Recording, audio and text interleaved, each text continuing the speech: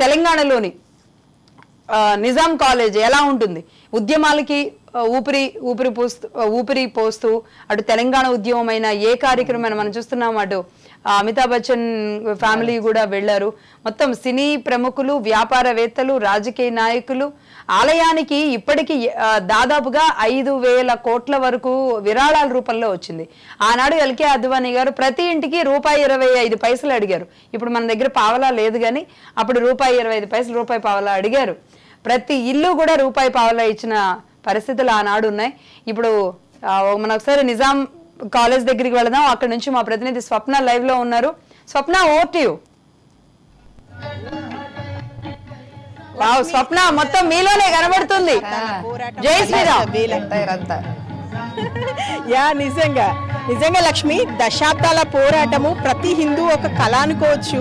అయోధ్యలో శ్రీరామ ప్రాణ ప్రతిష్ఠ జరుగుతున్న వేళ దాని ప్రతిధ్వని అంటే ప్రతిస్పందన ప్రతి ఒక్కరిలో కనిపిస్తుంది.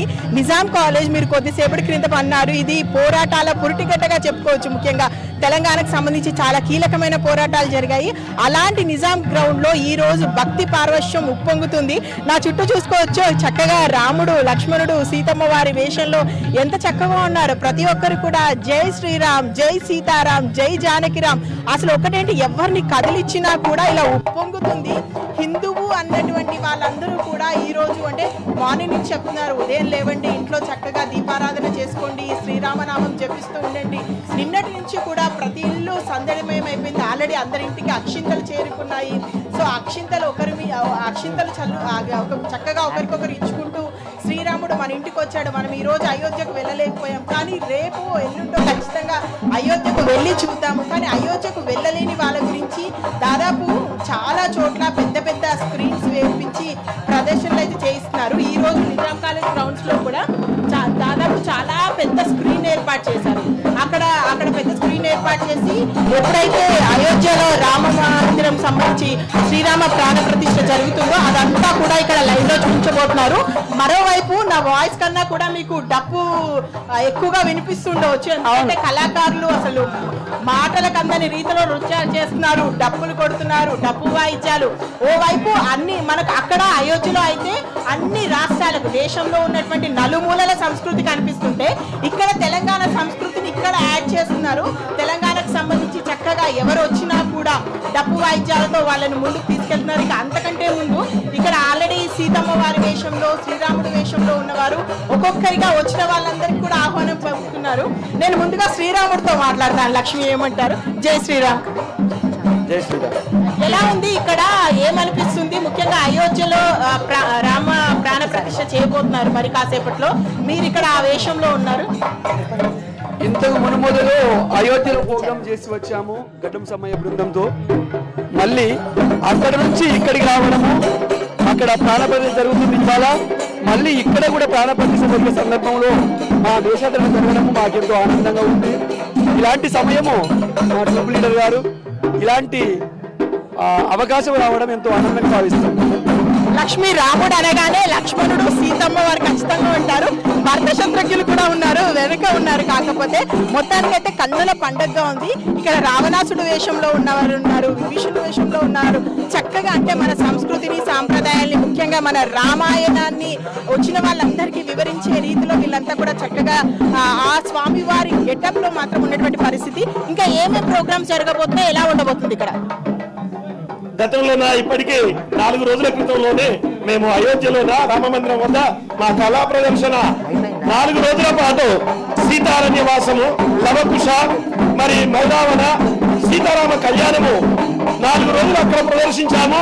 ఆ నుండి మళ్ళీ రాష్ట్రానికి రాగానే తెలంగాణ ప్రభుత్వంలోన ఈ రోజు ఇక్కడ మా కిషన్ రెడ్డి గారి ఆధ్వర్యంలో, అదేవిధంగా దీపక్ రెడ్డి గారి ఆధ్వర్యంలో ఎనలేని ఆనందంగా దీపక్ రెడ్డి గారు, కిషన్ రెడ్డి గారు ఈ జానపద కళలు బ్రతికి ఉండాలని ఎంత ఆనందంగా ఉన్నారో తెలుస్తుంది. చక్కగా హనుమాన్ రూపం కూడా వస్తుంది. అంటే అన్ని రూపాలలో ఇక్కడ అద్భుతంగా విధంగా ఉన్నటువంటి వేషధారణలు అలరించబోతున్నారు. అయితే ఇక్కడ నిజాం కాలేజ్ ప్రోగ్రామ్ విషయానికి వస్తే మరికొద్ది సేపట్లో గవర్నర్ ఇక్కడికి రాబోతున్నారు అండ్ కిషన్ రెడ్డి ఇక్కడికి రాబోతున్నారు. ఇక్కడే అక్కడ అయోధ్యలో జరుగుతున్నటువంటి కార్యక్రమాన్ని ఇక్కడ ప్రజల మధ్యలోనే ఇటు కేంద్ర మంత్రి కానీ ఇటు గవర్నర్ కానీ చూడబోతున్నారు. పెద్ద ఎత్తున ఏర్పాట్లన్నీ చేశారు. ఇక్కడికి సంబంధించి అంటే దాదాపు హైదరాబాద్ లో ఉన్న వాళ్ళు చాలా మంది కూడా ఇక్కడికి వస్తున్నారు. ఇక్కడ ఎలాగో అందరి మంది అంటే ఒక్కసారి గుంపుగా జై శ్రీరామ్ అని నినాదాలు చేస్తూ ఇటు ఆర్ఎస్ఎస్ స్వప్న, నిజంగా ఈ రోజు ఇంత పెద్ద నిర్మాణం జరుగుతుంది, ఇంతమంది ఇన్ని కోట్ల ప్రజల కళ సాకారం కాబోతున్న క్షణాన అందరికంటే అత్యంత సంతోషంగా ఎగిరి గంతులేసే ఒక వ్యక్తి ఉంటారు. అంటే హిందుత్వంలో అందరికీ తెలిసిన వ్యక్తి హనుమంతుడు. అక్కడున్న హనుమంతుడు వేషధారణతో మాట్లాడండి ఒకసారి వీలైతే. ఖచ్చితంగా లక్ష్మి, నేను కూడా అతన్ని చూడగానే అందరూ వెళ్ళిపోతున్నారు. జై హనుమాన్. మామూలు హైట్ లో లేరు, నిజంగా హనుమంతుని లాగా చూసుకోవాలి. నేనైతే హనుమంతుని పట్టుకోలేకపోతున్నాను. చక్కగా హనుమంతుని వేషధారణలో జై హనుమాన్ జై శ్రీరామ్ మాట్లాడొచ్చా? మొత్తానికైతే తను మాట్లాడలేరు. తన రూపాన్ని చూసుకోవచ్చు ఎంత పెద్దగా ఉన్నాడో. ఖచ్చితంగా అది ఆ సంజీవి పర్వతాన్ని తీసుకెళ్లేటప్పుడు అంటే శ్రీ లక్ష్మణుని బ్రతికించడానికి సంజీవిని పర్వతం తీసుకెళ్లేటప్పుడు ఈ ఇంత అవతారంలో ఉన్నాడేమో అన్నట్టుగా చక్కని అవతారంలో ఉన్నారు. ఉన్న వాళ్ళని చూసుకోవచ్చు. ఇక్కడ ఉన్న వాళ్ళంతా యూతే, ఎవ్వరు కూడా పెద్దవాళ్ళు లేరు. యూత్ అంతా ఒకటే మాట, జై శ్రీరామ్ జై శ్రీరామ్ జై శ్రీరామ్, జై సియారాం జై సీతారాం అంటూ వాళ్ళ ఆనందాన్ని వ్యక్తం చేస్తున్నారు. ఒకసారి ఇక్కడ ఉన్నటువంటి వాళ్ళతో మాట్లాడదాము. మీరు ఎక్కడి నుంచి వచ్చారు? ఏర్పాట్లు ఎలా ఉన్నాయి ఇక్కడ? స్టాప్ అండి, చాలా బాగా చేస్తుంది ఇక్కడ. ఇప్పటికైతే నిజాం కాలేజ్ ఎప్పుడు కాలేదు, ఇప్పుడు ఫస్ట్ టైం చేసేది మంచిగా చేస్తుంది సార్. జై శ్రీరామ్ జై శ్రీరామ్. ఎస్, వీళ్ళందరూ కూడా అదే మాట మాట్లాడుతున్నారు. లక్ష్మి, మొత్తంగా చూసుకుంటే అయోధ్యలో జరుగుతున్నటువంటి శ్రీరామ ప్రాణ ప్రతిష్ఠ యొక్క ప్రతిధ్వని ప్రతిస్పందన ప్రతి ఒక్కరిలోనూ కనిపిస్తుంది. హిందువులకు సంబంధించిన కళ. నేను హిందువులు అనడం ఎందుకు, కులాలకు మతాలకు అతీతంగా కూడా చాలా మంది ముందుకొచ్చి అక్కడ శ్రీరామ మందిరాన్ని కట్టడం మాకెంతో ఆనందంగా ఉందని చెప్తున్నారు. ఆ ఆనందం ప్రతి ఒక్కరి నోట అనిపిస్తుంది. ఇంకా చాలా పెద్ద సంఖ్యలో వస్తున్నారు. దాదాపు 12 గంటల ప్రాంతం కల్లా ఈ గ్రౌండ్ మొత్తం నిండిపోతుంది. వీళ్ళు చెప్పిన దాని ప్రకారం ఒక 6,000 మంది వరకు ఇక్కడికి వస్తారంటున్నారు. దాదాపు వాళ్ళందరూ వస్తున్నారు. ఇక్కడ కళాకారు నృత్యాలు ఉన్నాయి. అదేవిధంగా చక్కగా మీరు చూసారు కదా వేషధారణలో ఉన్నటువంటి వాళ్ళు ఉన్నారు.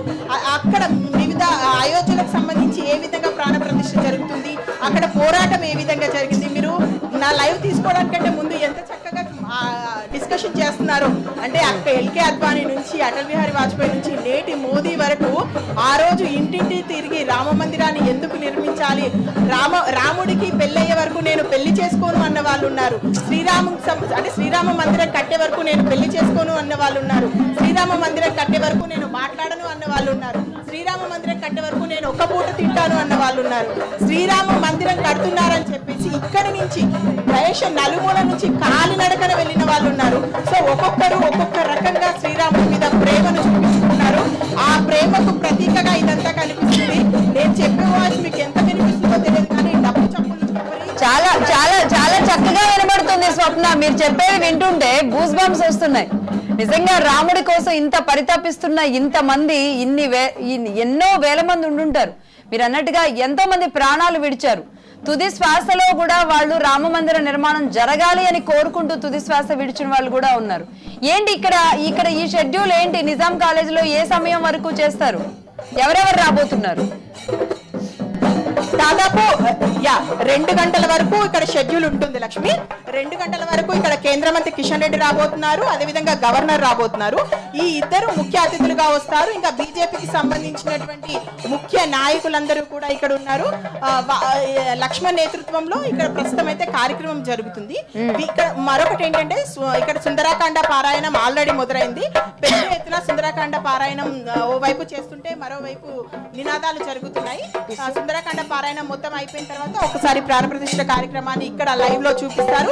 లైవ్ లో చూపించిన తర్వాత అక్కడ జరిగినటువంటి పోరాటం అంటే అయోధ్య రామ మందిరం కోసం ఎంత కష్టపడ్డాము, ఏం చేశారు, అసలు హిందువుల కళ ఏ విధంగా నెరవేరింది, దానికి సంబంధించి ఉన్నటువంటి కొన్ని వీడియోలను చూపించబోతున్నారు.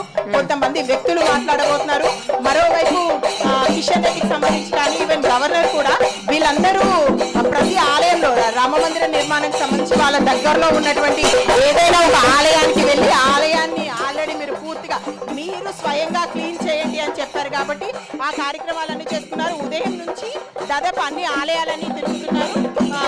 ఏ విధంగా ఇది మనకి ఎంత ముఖ్యమో అని చెప్పేసి అక్కడ ఉన్న వారికి చెప్పేటువంటి ప్రయత్నం చేస్తున్నారు.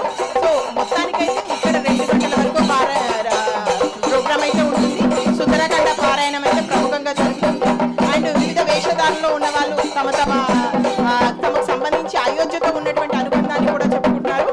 అండ్ వాళ్ళే ముఖ్యంగా చిన్నపిల్లలు ఉంటారు కదా, వాళ్ళకి ఒక్కసారి మనం వెనక్కి వెళ్దాం. ఎందుకంటే ఈ వాయిస్ లో మేము చెప్పలేకపోతున్నాము. ఇక్కడ నాకు ముందు రాగానే కనిపించినటువంటి సన్నివేశము, చిన్నపిల్లలు ఉంటారు కదా వాళ్ళకి పేరెంట్స్, ముఖ్యంగా గ్రాండ్ పేరెంట్స్ లాంటి వాళ్ళు, ఒక 60-70 ఇయర్స్ ఉన్న వాళ్ళు, ఆ రోజు ఏం జరిగింది, అయోధ్యకు పోరాటం ఏ విధంగా చేశాము, ఇల్లు ఏ విధంగా తిరిగాము, వాళ్ళ మనవరాలను కూర్చోబెట్టుకొని చెప్తున్నారు చక్కగా, మా రోజుల్లో ఇలా జరిగింది, ఈ రామ మందిర విశిష్టత ఇంత అని పిల్లలు కూడా చక్కగా వింటున్నారు. సో ఇంత క్రౌడ్ లో చేస్తున్నారు కాబట్టి దాన్ని ఇంకా ఆస్వాదిస్తున్నారు.